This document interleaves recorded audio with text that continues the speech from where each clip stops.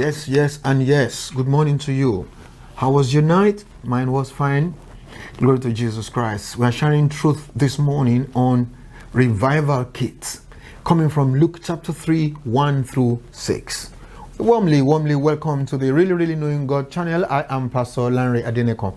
It's all packaged as well as arranged to inform and inspire you into real knowledge of the very real God that we serve, everything being powered by the Pastor Lanre Adenekan Center for Inspiration, the place.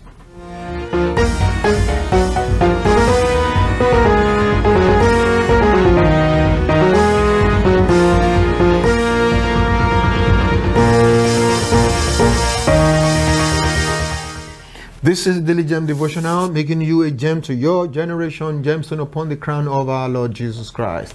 You want to know God enough to be able to filter the mishmash we have all around? This is your default channel.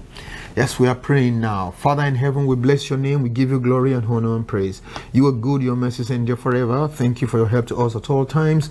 Take all the praise, take all the glory in the name of Jesus. That help, we not believe it's here again today according to your promise, and we thank you for it. In Jesus' name we pray. Amen. 3:1. Now in the 15th year of the reign of Tiberius Caesar, Pontius Pilate being the governor of Judea, Herod being the tetrarch of Galilee, his brother Philip tetrarch of Iturea and the region of Trachonitis, and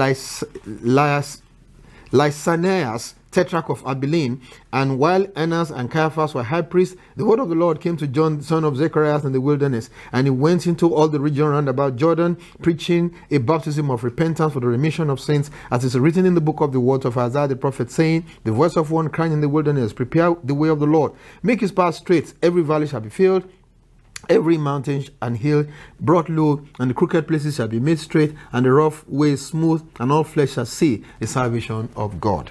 Let's pause and try to look and meditate somewhere here.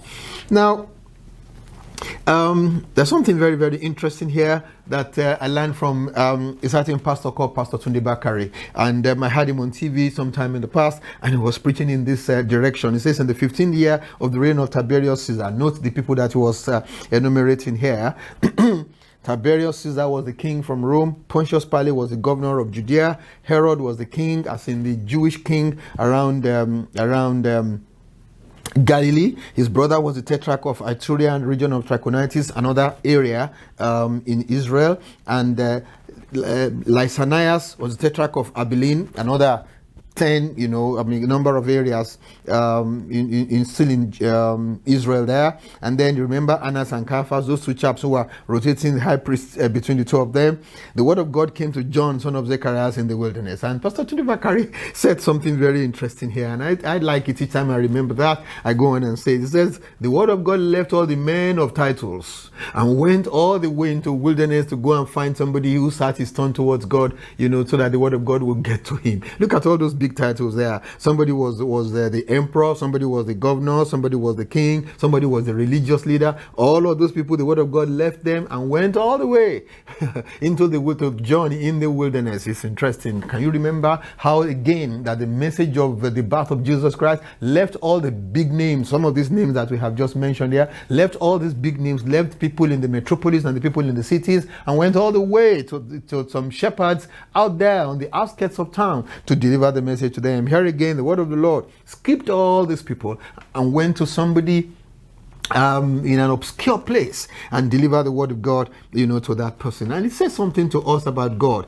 that some of the names and titles and positions that we place so much emphasis upon, that many times God would just overlook all of those things and send his word to somebody that seems to be unknown. But when that is the new person, that is the new instrument, that is the person, the new season of God, when it's coming up, that's what God does. And he will just raise that person up. For some reason, you just find out that attention is being given to that person because that's the person God is using now. That is not to say that God hasn't used some of these people, over a period of time for something or the other. But when God is done with those ones and is ready to move on to some other person, he does. He just moves on to the other person, and his word comes to such a person.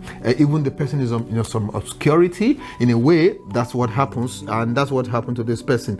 John, he says, John, the son of Zechariah, in the wilderness. Wilderness means desert or bush or some, obscure place where is unknown. And he went out into all the region around Judea, Jordan, preaching a baptism of repentance for the remission of sins. That's what is called John baptism. You want to remember in Acts chapter 19, so Paul met some people.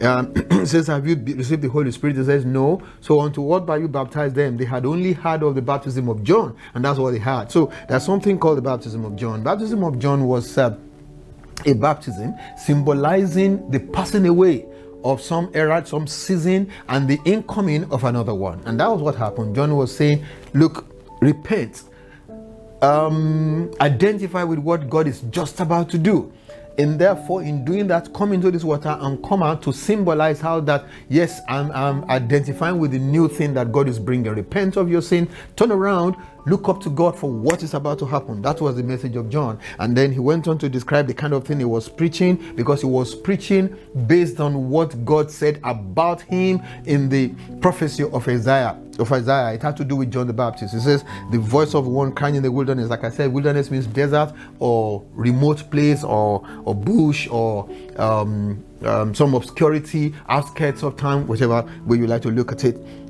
Somebody, the voice of one crying out there. Crying out there doesn't mean he was just weeping. That's not what he's trying to say. He was trying to say he was preaching, okay? And he says to prepare the way of the Lord, make his path straight. Every valley shall be filled, every mountain shall be brought low, crooked places made straight, rough ways made smooth. Everybody shall see the salvation of God. This is a prescription for a revival. That is the prescription, the package, the combo for a revival. That is it. He says, prepare the way of the Lord. Make his path straight. In other words, get the people ready for the Lord. Get the people ready for, it talked about, can you remember when we're reading about Zechariah and John? It says to make ready a people prepared for the Lord. Yeah, that's what the Father said when he was prophesying the other time under the influence of the Holy Spirit. And now John, in fact, was now prophesying and saying things in line with what was said about him in Isaiah, or maybe about his father was quoting Isaiah, and he was now quoting in himself here. He says, prepare, make his path straight. Okay, let the people be ready. Let hearts be prepared for what was to come. Every valley shall be filled, every mountain and hill shall be brought low. Every valley symbolizes inadequacies. Every mountain symbolizes excesses. So inadequacies must be taken care of, filled up. Excesses must be brought low.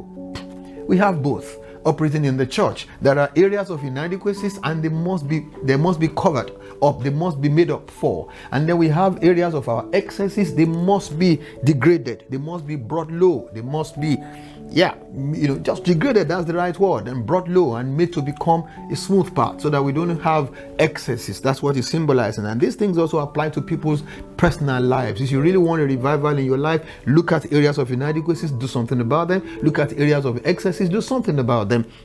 Okay, and then he talked about crooked places should be made straight. Places where there isn't quite a commendable degree or dimension of straightness. I'm sorry, but you know what I'm talking about. There isn't a good dimension, a good degree of straightness. Let there be straightness. Let things be the way they ought to be, in the way that will represent God. This is a combo for revival. Look at all those in the rough ways. They should be smoothened. Yeah, they should be graded. Can you remember one machine called the grader? Okay, then they should be graded. They should be made smooth.